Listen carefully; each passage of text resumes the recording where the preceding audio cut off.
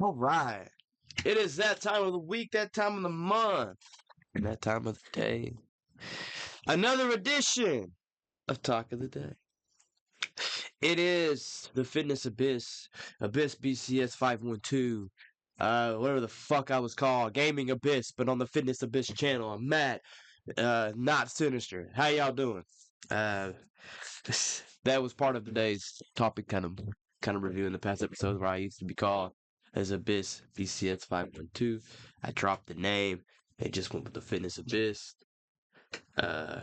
formerly known as Abyss BCS 512. But y'all can just call me Matt. We'll keep it name basis here. I'm Matt. How y'all doing? Y'all know that if you watch this, if you didn't, and it's your first episode, hey, my name's Matt. What is your name, right? I think everything is all worked out. I got my computer webcam, hoping that after this podcast is over, I can spend some time to fix my actual better quality webcam, right? I don't know if I said this before on the podcast, but maybe I did last time. My riser webcam, which is right here, it's pretty dope. I like it. It's really high quality. I got it back in 2020 when I got the Yeti here. It's a little dusty though. Whew. But anyway, every time I hook it up, it just takes off my audio off the computer, so I don't know what the deal was there. I'm sure I can find an easy fix for it. Actually, let me phrase that. I hope it's an easy fix. It should be. It should be just a maybe installation error or something. Anyway, it is episode 51 of this podcast slash talk show now, because it's not really a podcast to me, really, because I'm not interviewing people. But does that really make it a podcast? Right? Like, who's to say it's not a podcast because I'm not interviewing someone? I'm interviewing myself. I'm giving you insight. Open up your mind to shit, right? Anywho, last episode, I think I finally got it right. We finally went good, no problems when I uploaded the episode. I didn't lose audio, and I didn't fuck up trying to show you guys the visuals on the computer, because in fact, I don't think I had any visuals to show you last time. Seeing how I remapped the stuff on OBS, and I don't see any source that will connect me to a browser that tells me there's no way I showed you guys anything last episode. So, and it's been a little bit since I recorded it. It is a new year, right? Before I get into today's topic, we're going to go over a few things. I just will start off me sitting here and recording this. It's January 4th. I'm hoping to get this up next week, so it should still be under the 10th before this episode goes live.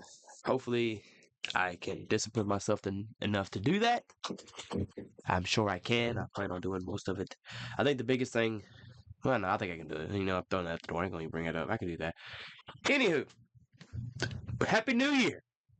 It's not the first time I said that here on Talk of the Day. We said it back at the early episodes. I think it might have been episode 2, maybe episode 3. We were talking about New Year's 2020, pre-pandemic, and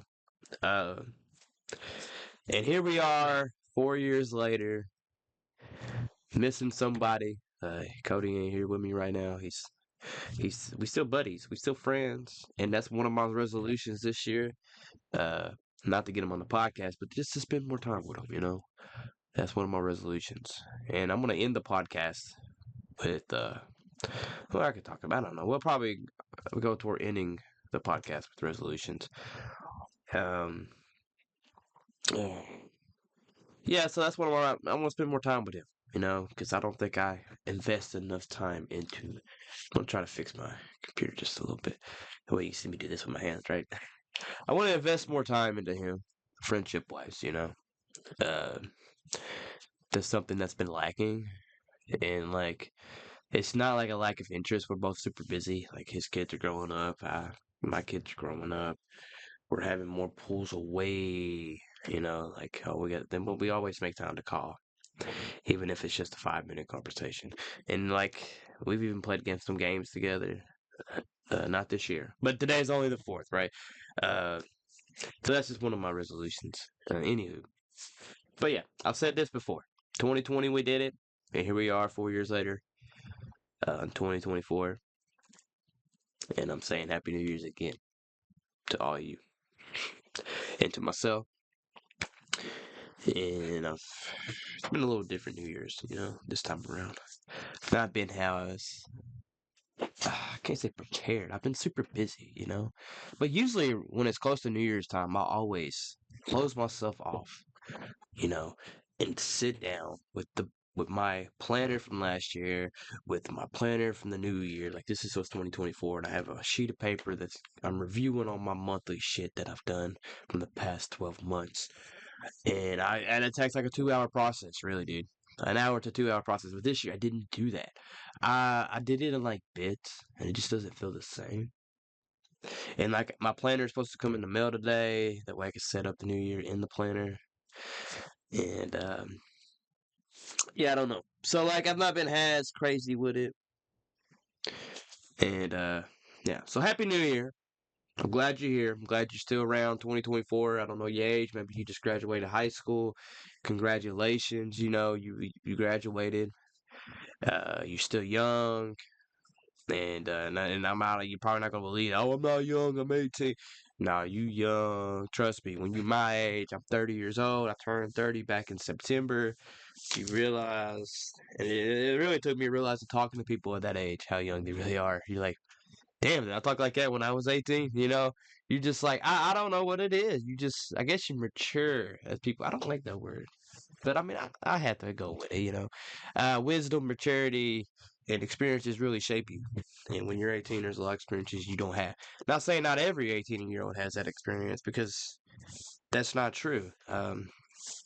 Some people are exposed to the experiences of an 18-year-old or someone going out in the job market at a younger age. I know a few people that were like that. They started working when they were 14, 15, 16.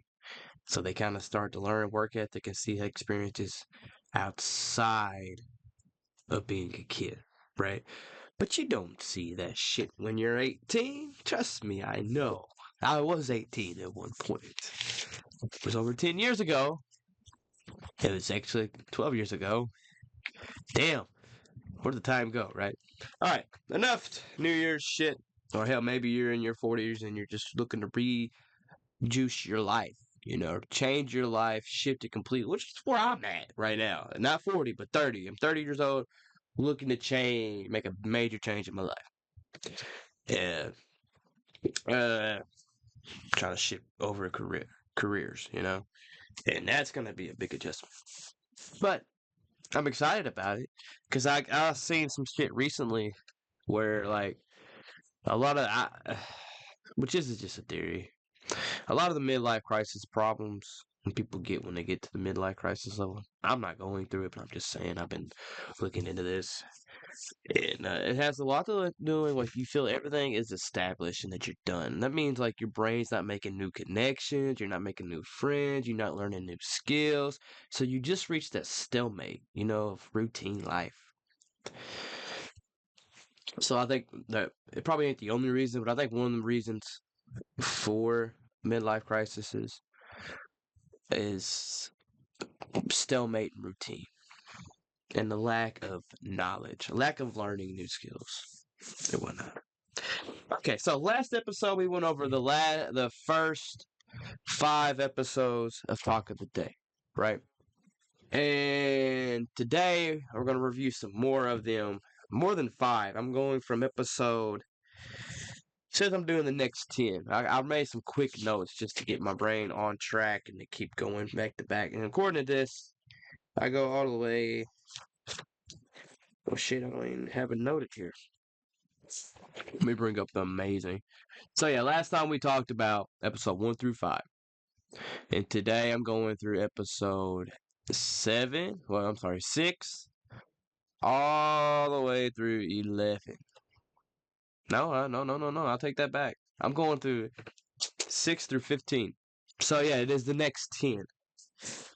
And I reviewed them while I was at the gym, and made some quick notes on my notepad on the handy dandy iPod, when actually iPhone. And this is what kind of narrowed it down. I wanted to narrow it down a little bit because I did have a lot of notes, I ain't gonna lie. And I had fun going back and rewatching them.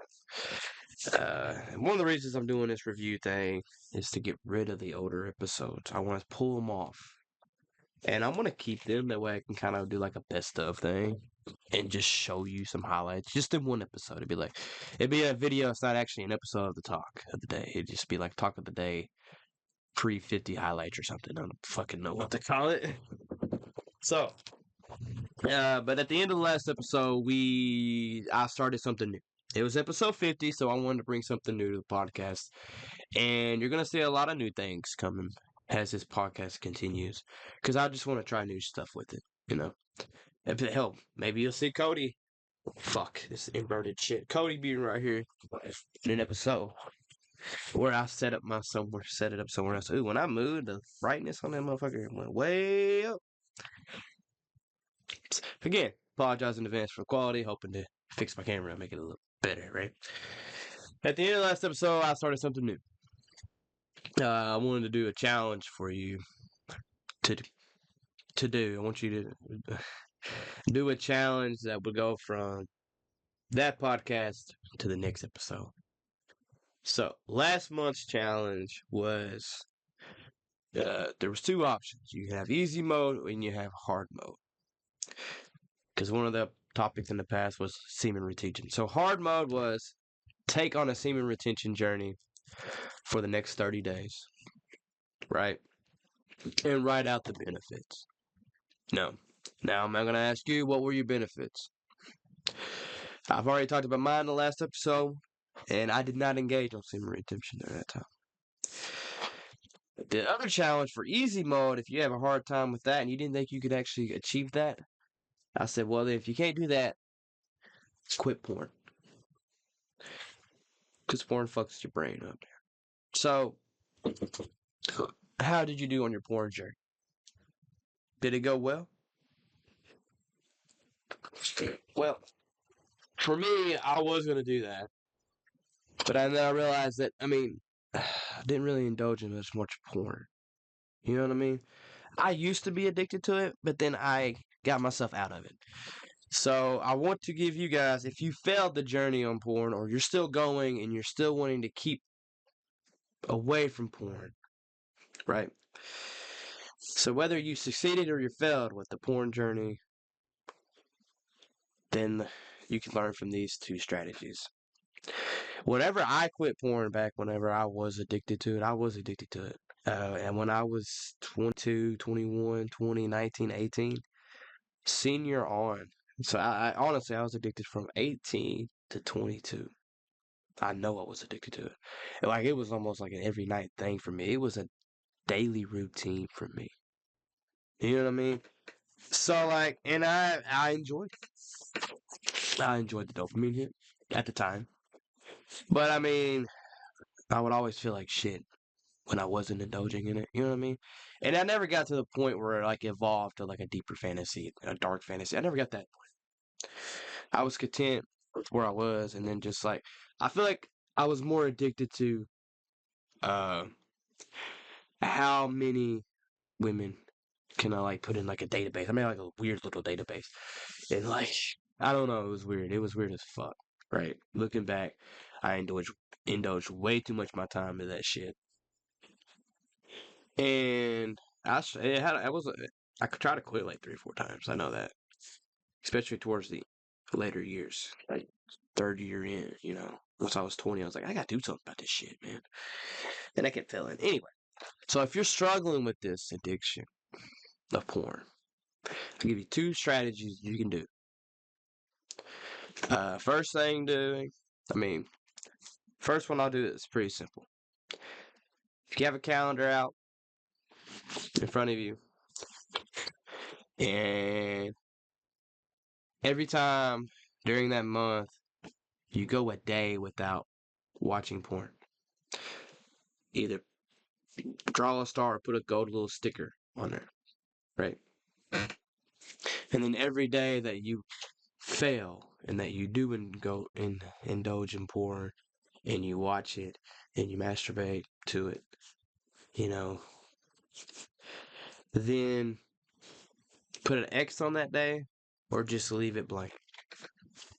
And at the end of the month, take a look at the calendar and see how many days you watched porn.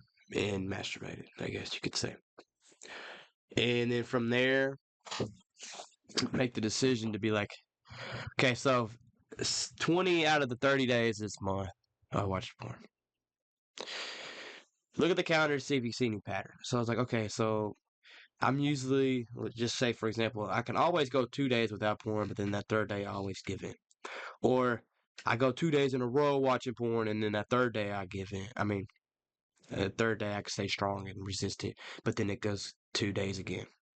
Watch for patterns and be like, okay, if your pattern is you can go 2 days free and then you always indulge in it, okay, so like, how can I improve? Go towards this addiction with the growth mindset. Like, okay, so if I'm failing consistently 2 days, no, if I'm failing, yeah, okay, if I can go 2 days and I always fail on the third day, how can I improve on that? Let me challenge myself to go 3 days and then fail on the fourth day. Don't just purposely fall and go engage in the pornographic activity or pornographic viewing on that fourth day just to do it. Just try to resist your urges on the fourth day, and then don't beat yourself up too bad if you fail. And then the next month do the same thing. Go back to the last month and see your patterns and make an adjustment. That's one way I go about it. I didn't do that way, but that's actually a really good way to look at it. The other way to go about it is to get a journal and then become aware, right? So if you're about to get into the viewing pornography, if you have your setup going, whatever setup you have that you do whenever you go to masturbate to porn, whenever you set that up and you're about to masturbate to porn, before you do that, grab that journal out, write down how you feeling, what are you about to do, and why, right? And try to connect it to all your senses. Be like, why do I want to masturbate? Am I bored? More or less keep it to your emotions. Am I bored? Am I frustrated at something and I feel like this is this escape? Because that's been me before. I've been frustrated at someone or something, and that I used it as an escape. Am I just bored? Am I horny? Am I engaging in a thrill? So like journal that, and then put the journal to the side. Engage in your material, whatever. Masturbate, get there, make a mess, whatever. Clean your mess up, and then grab your journal again, and then write how you feel in the moment on the same spot. Okay, so you do it. You end before, and then dot dot dot dot, and then this is how I feel after. And negative or positive, write it down. Because you can write down the negative and then be focused on the negative. Yeah, that's one thing. But also, if there's a positive you have it after the fact that you did it, you need to write that positive down. Why? Because you need to see what positives come afterwards and then see if you can find an alternative route to feel that positive emotion. And the reason you're doing this is that you're trying to figure out your triggers. And review your journal at the end of every day or at the end of every week, whatever you can make time for. And then see if you can find your triggers. So say on Monday I watched porn. Why? Let's see what I wrote in my journal Monday before I watched porn and masturbated.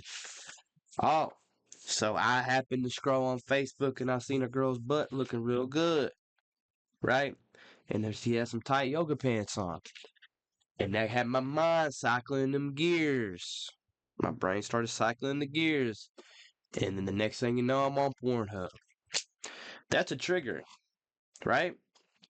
So then you figure out your triggers thanks to you journaling. And then you feel like, okay, so how can I reduce this trigger? Well, if I can't close off Facebook and quit social media, I mean, you can. If you want to, you can quit social media. That's the easiest way to stop those.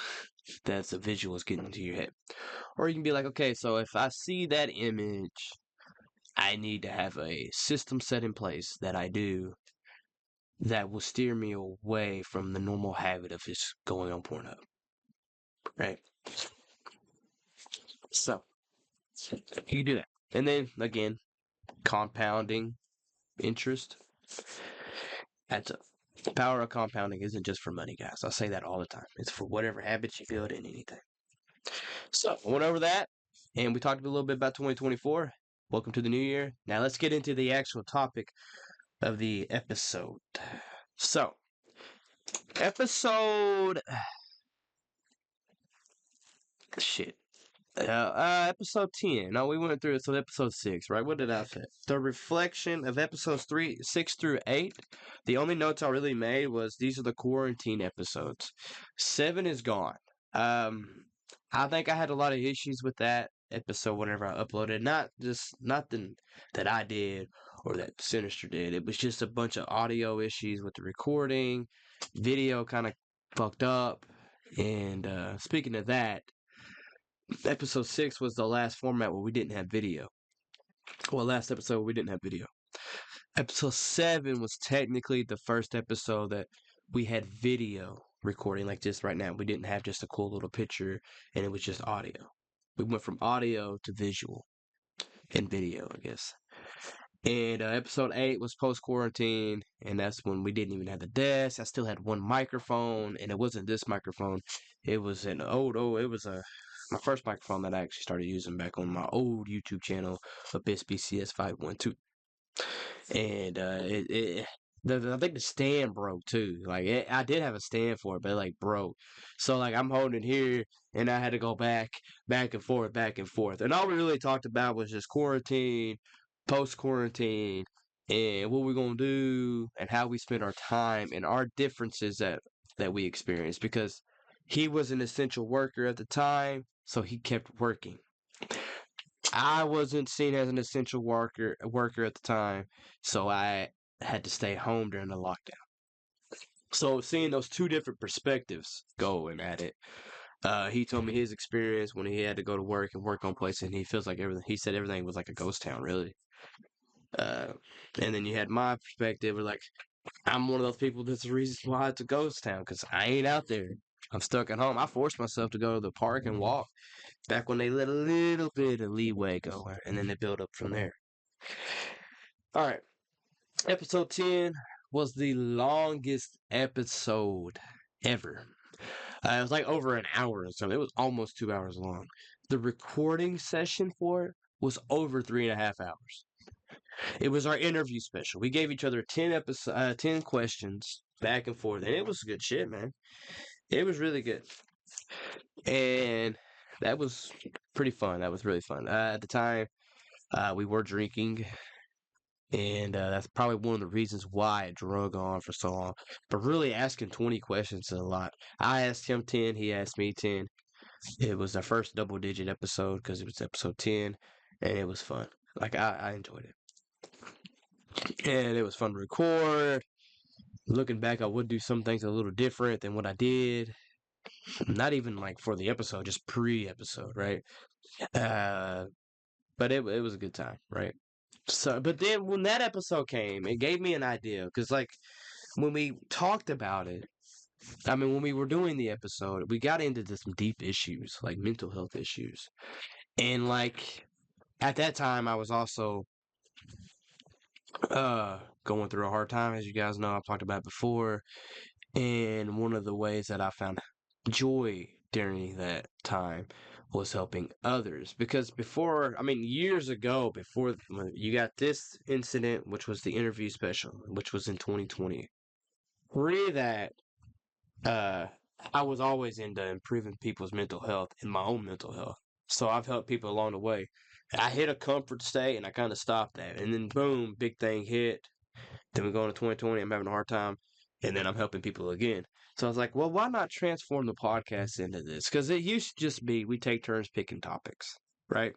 It's like, okay, this week I pick the topic. Next week you pick the topic, Cody. Okay, that's how we did it. But after episode 10 aired and I realized how deep we can talk about some shit, I was like, you know what? Let's just make this about mental health. You know, let's make it self development. Let's inform people shit. and just talk.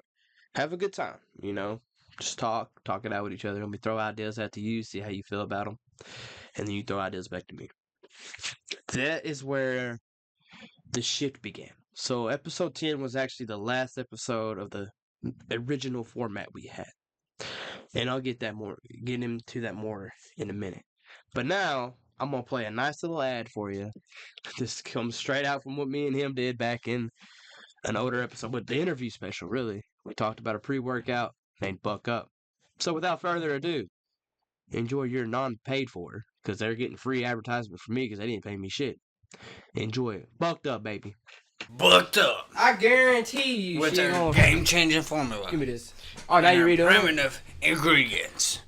This might be a 2-part series. We're only 14 minutes. With Bucked Up. You want to get bucked up, get the veins pumping, get raged, then get bucked up. For only $59.99, so you can get fucking bucked up. Is that how much it was? Put 1 scoop of this shit. Oh, I got an idea. Right here. In your hand. This is a lot better than... Woo! Bucked up. Oh, God. I got it. Okay, I need get this. Bucked up. That was great. That was a lot better than the first one. Give me that. Give me that. I just snorted that. I'll do it with you. Give me that. You do a line, I'll do a line. This? No, that. What? The B. The blue. Don't show the camera, though. Oh, shit, it's on camera. Anyway, here we go.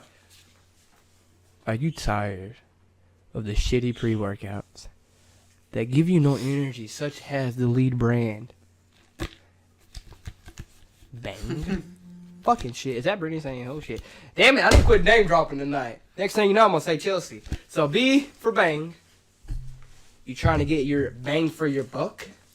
You're not going to do it with... You're not going to do it with bang. But... But you can do it with the biggest brand new market made for you and me to get hyped up, going off the walls, throwing up 500-pound squats if you're used to 20-pounders. And this is called Bucked Up with the purple deer. It is only $59.99, which is higher, $20 higher than the best shit on the market. But it doesn't matter about the best shit in the market. But it will leave you tingling, nose ringing, balls itching, every bit about it cracking. Don't wait, I didn't do my disclaimer. You know you gotta take it. You can save money by just smelling it like this. And if you need a real good hit, you just put it on the hand. And all over your fucking nose. And the best part is you can...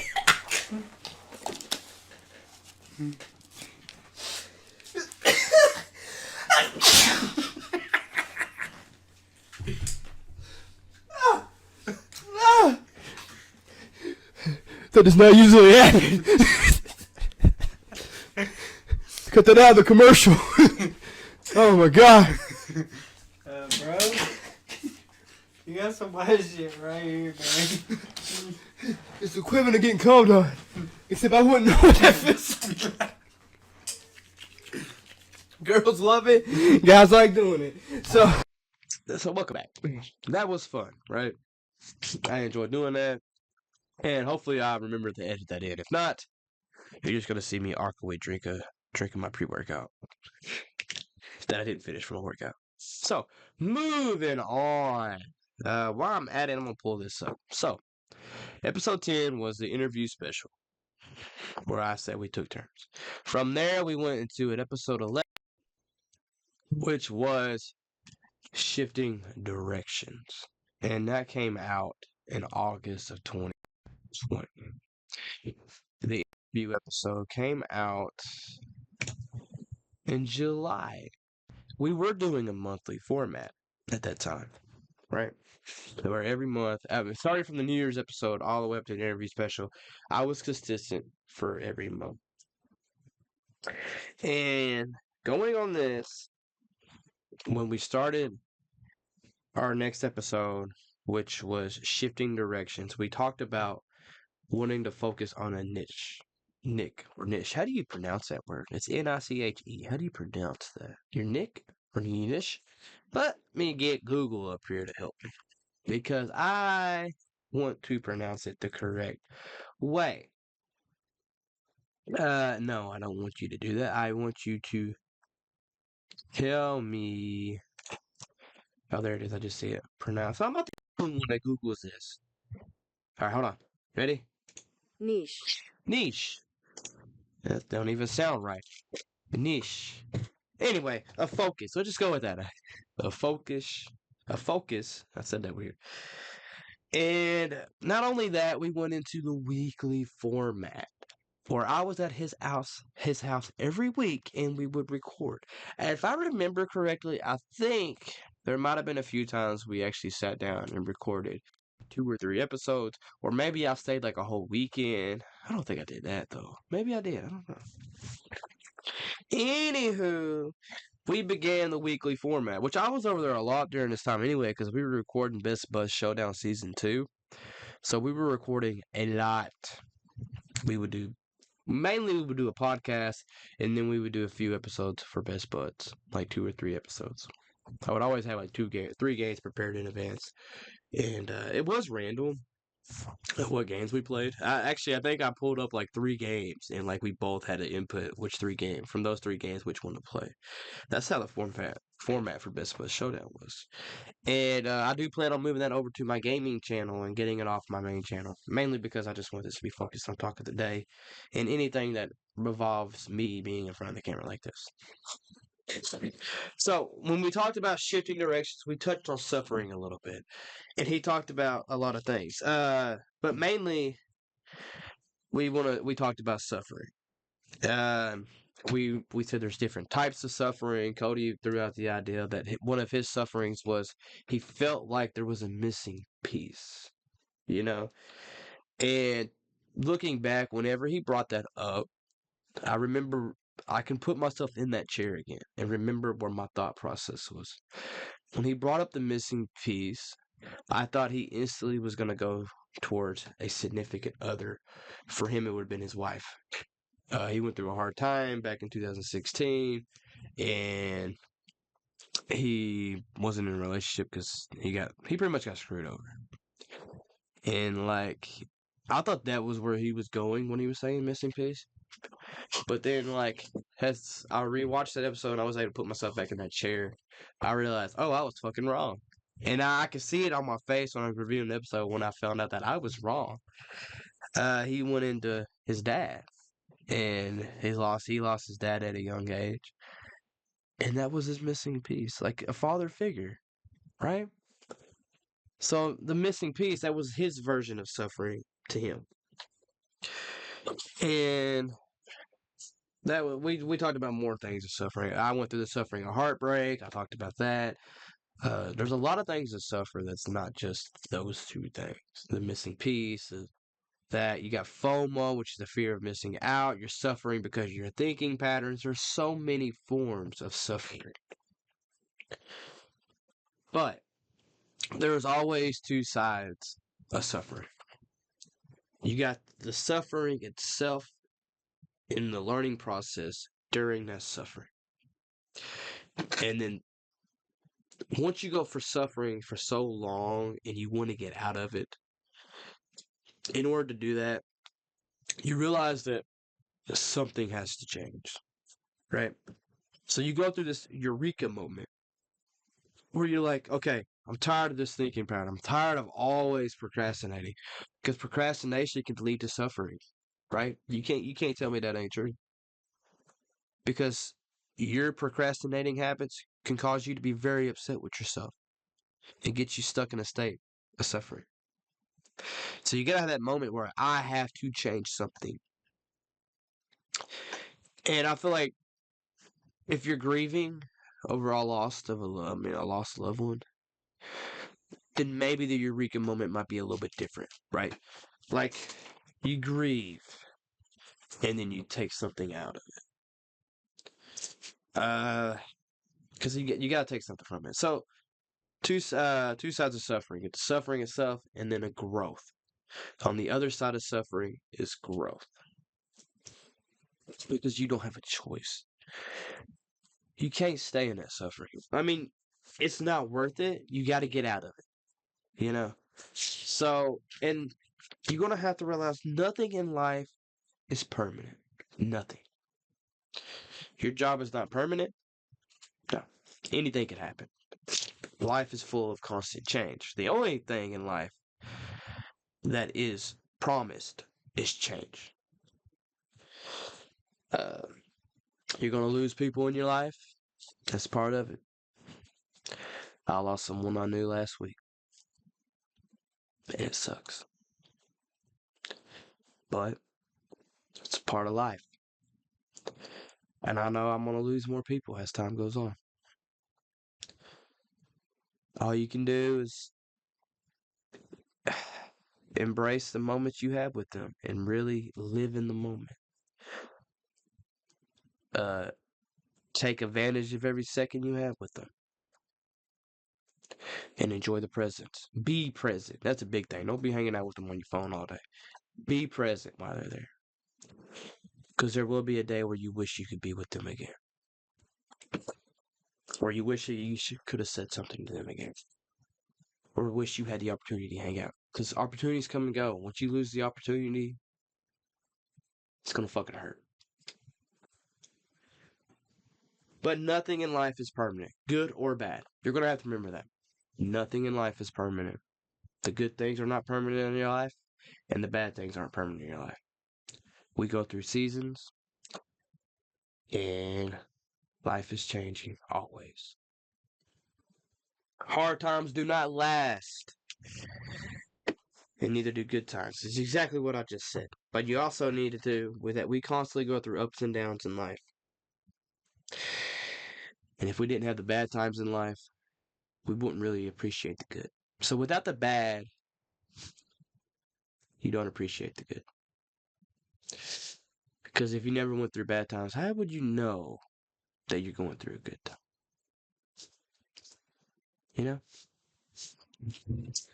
So, solutions to suffering. That's really fucking hard to. Like, without going into specific detail for each type of suffering, it's hard to give general advice. But let's say you're going through suffering. All right, whether it be a heartbreak, or you lost your job, or you lost a loved one, someone died that you knew. I don't even want to throw that one in because I feel like that one's different. Like, I feel like if you lose someone due to death or whatever, that you got to go through the grieving process. Even in heartbreak, you technically have to go through the grieving process because you're experiencing death not on a human level. They didn't die, but you're experiencing death of an ideal and a bond, right? And your limbic system and your brain is gonna go fucking crazy because you have that emotional bond with that person. And no matter boy or girl, you do have a limbic system in your brain, and they do form chemicals to whatever you see as your significant other. So I mean, it's hard. Your brain will fucking eat at you. So, I guess the generic one I'm gonna say here is build blocks of success, which I talked about this in that episode where we did shift of direction. And what is a success block? Well, you look back on your life. First thing you want to do when you're sitting here, well, shit, this happened. I need to go through my success blocks, and just for the curiosity of it, and just for the hell of an example, let's use heartbreak. Say, okay, first things first, let's look at my past. Have I been heartbroken before? If the answer is yes, then go back and revisit that and look, right? And be like, okay, I got over that and I felt, and it was worth it in the long run, right? And I'll do it again.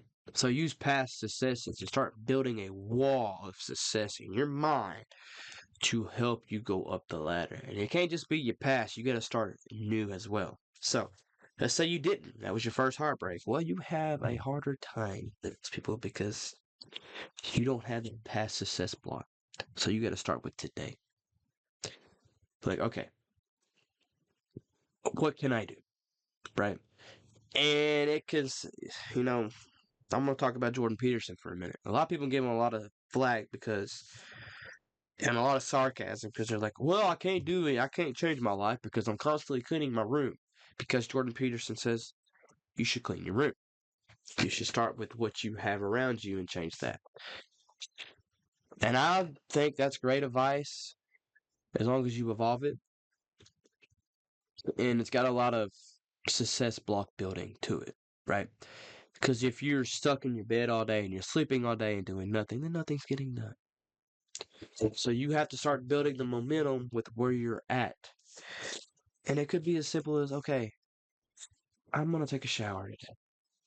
And then after my shower, I'm going to brush my teeth. And I'm going to go to eat something healthy. And hell, maybe all you do is get the shower and then you're back in bed. But that's still something.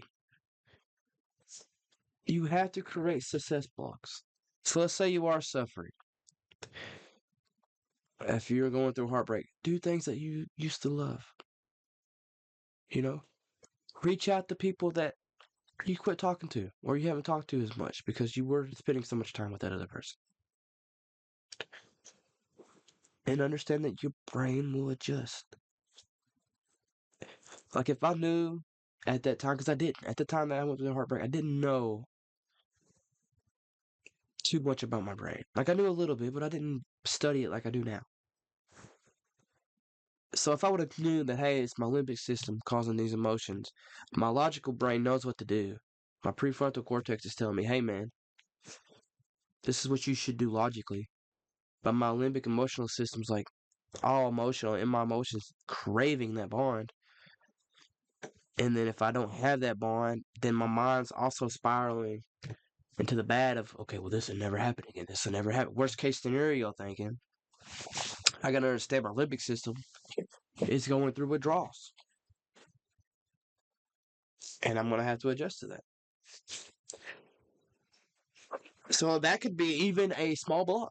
Just becoming aware. You study up on your brain. Go out and meet new people. Go on nature walks. Start a gratitude journal. There's a lot of things you can do. And this goes for all forms of suffering, not just heartbreak. So you're going through a loss of a job. Well, fuck. Right? But grieve it, feel it for a day, and then get up and get moving. Say, okay, I lost my job. What am I going to do now? Right?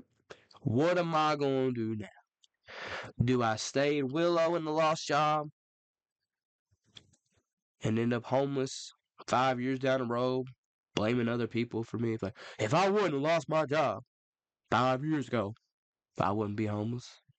Which there's a lot of circumstances in being homeless. That's not just one of them. Or I'm back home with my parents because I couldn't find a job anymore. But the question is, have you tried finding the job? Oh, yeah, I tried. I called this person and they said we ain't hiring, and then I gave up. Ooh, so you lack persistence. The will to do it again. Well, I was going to do it again, but then I started thinking, well, it never worked because it didn't work before. Why are you staying in that suffering? Why? Why are you trying to get comfortable in your suffering? That's a trap. Do not get comfortable with your suffering. Because if you're able to get comfortable with your suffering, you're stuck in a trap. And that trap will eventually lead to a big regret. And let me tell you something about regrets. Can't do shit about them. You can reframe them, yeah. But you don't even want to get to that point because regret fucking sucks.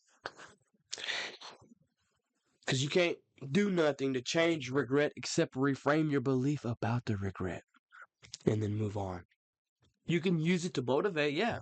And that's part of reframing it. That's part of reframing. Using it as motivation is reframing it. But it's hard to get out of suffering if you focus on regret. And if you failed once, it doesn't mean you're going to fail twice. It doesn't mean you're going to fail 3 times. If you failed 99 times, that doesn't mean you're going to fail 100. But the fact that you're showing up says a lot about you. And that's something that I look at. If you show up, that means a lot. So showing up matters. So you need to build success blocks. And that you need to remember that you are survived 100% of all the past hard times you've been through. And if I did it then, I could do it again. Um, Going back to the cleaning the house method, starting small really matters, and it adds up over time. So back to the taking a shower. All right, I took a shower, but now I'm still miserable. I'm clean but miserable, right? What do I do now? Well, I have gained a little bit of weight, so let me start doing a workout, right? Oh, well, I don't like the gym. People look at me. Well, you know what? Go outside and go for a walk. In fact, do it during the daytime. That way the sun can hit you, and you get the vitamin D from the sun, and go for a walk. During that walk, sit there and think, okay, this is good, right? So you're going for that walk, and you're enjoying it, and you go on from there, right? And then you can evolve that. So I went on a walk for 5 minutes. Sorry, I was responding to an email. I should have done that, but somebody sent me a message here real quick. Anywho, so you go to that, you go for the walk. You're like, man, I feel a little bit better, but now I need to do something after my walk. So you go back home. You're like, them dishes really piled up the past couple of weeks. Maybe I have to do some dishes. So you get the first dishwasher loaded. Or if you ain't got a dishwasher, you hand wash them. You do 3 dishes and you put them away. And then you go back and lay down. You still done more than what you did the day before. You wake up the next day, well, I only done 3 dishes. What would happen if I did 5?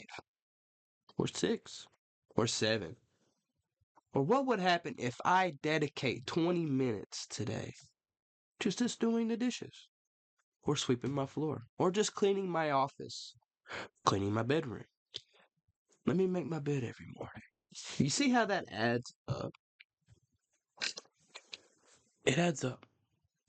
And then when you get to the point where it becomes a habit and you start seeking out more areas to improve in, it just is a compounded effort.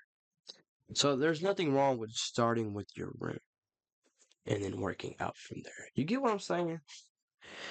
And repetition is the key to mastery. Keep showing up. And then we did our next episode, which was about overthinking, right?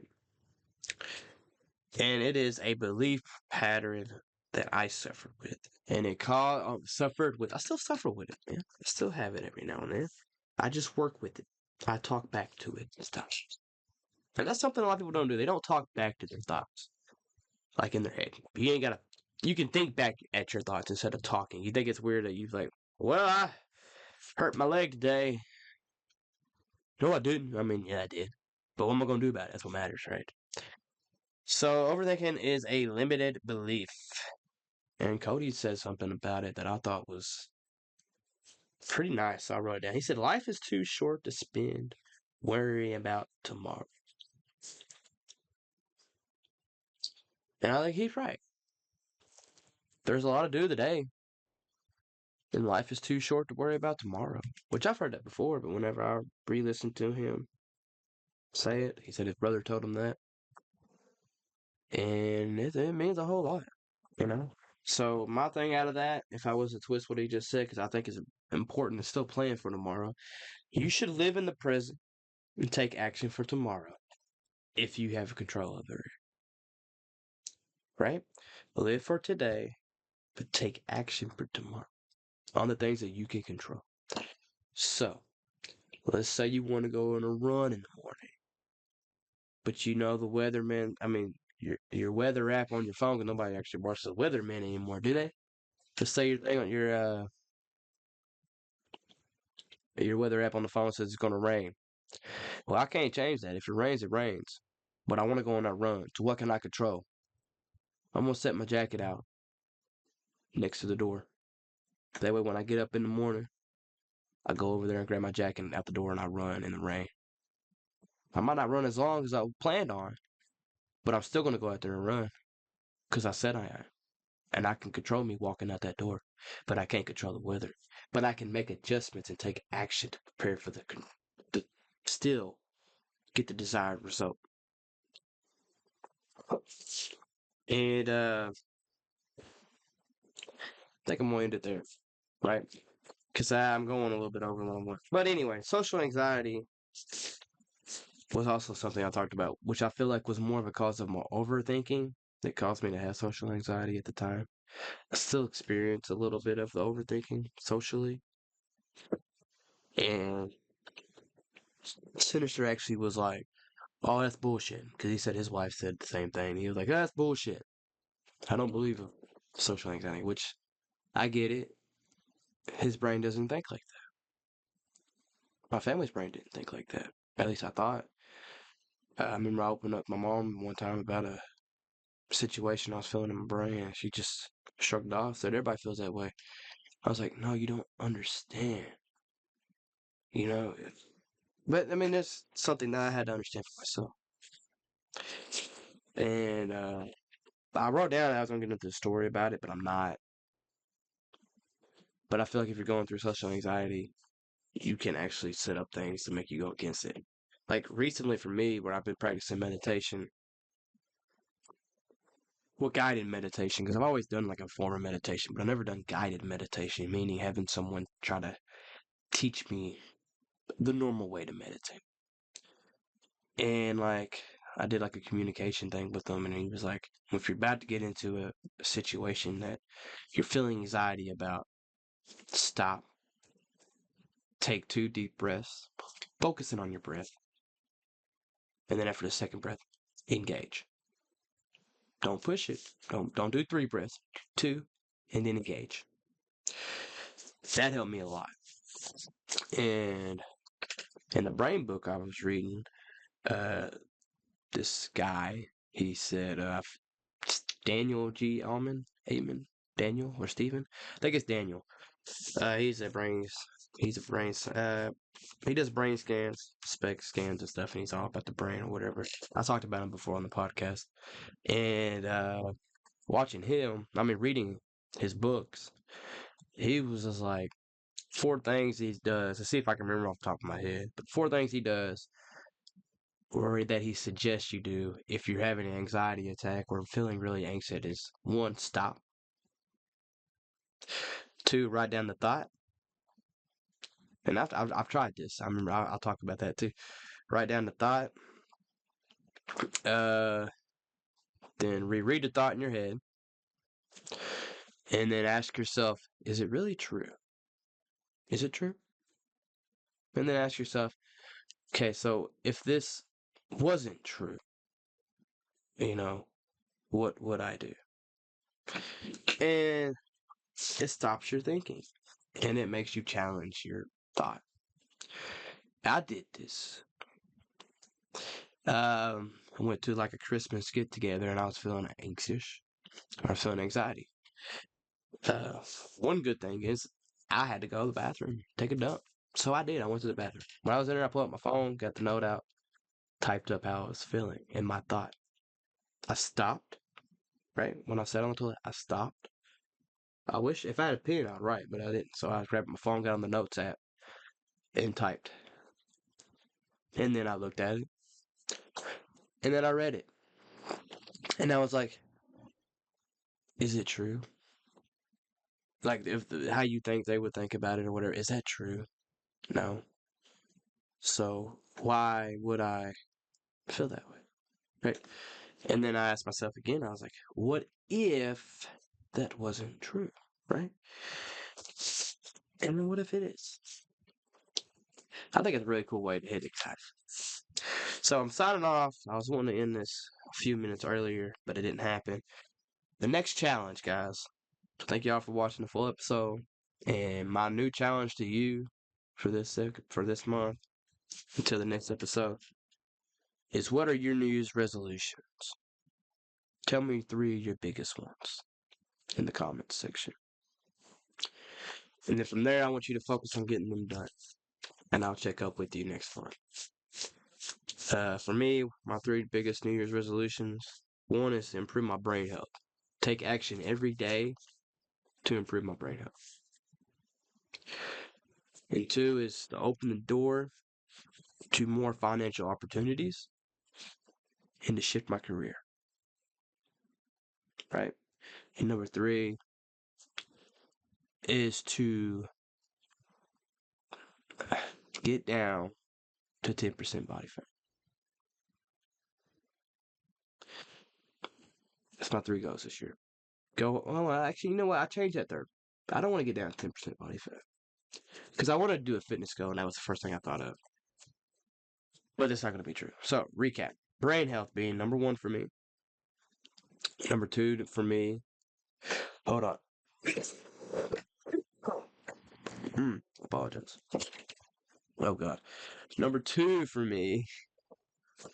I'm trying to think what. Open up the door of financial opportunities. Take more financial opportunities. And shift my career. And 3. Improve my cardio health. Gym wise, I work out great. Like when it comes to lifting weights. But when it comes to the cardio aspect, and I'm sorry, I've had like the hiccups apparently. And my cardiovascular health, I want to do things more that way. I want to get in better shape, cardio wise, health wise, heart wise. And because I don't run a whole lot. I usually walk on the treadmill 5 minutes, hit it. I don't do cardio outside the gym half the time, except I do average about 20,000 steps a day. So I do walk around a lot. But I don't prioritize cardio health. I want to improve my stamina and whatnot. So that's my fitness goal for the year. There's my 3 goals for this year. My resolutions, as you would call them. What are your 3 goals going into 2024, and how do you plan on achieving them? Because you got to be very important. I wouldn't say very important to know the how. You need to be specific on what your guidelines are for how you reach your goal. And I haven't fully specified. Honestly saying get better cardio health isn't a specific goal. So I need to take that goal and make it more specific down the road, meaning soon. And I can do that, even if it's taking one action every day to improve my cardio health. Anyway, thank you guys for sitting here for almost an hour, and I will see you guys next month with another review episode. See you guys then.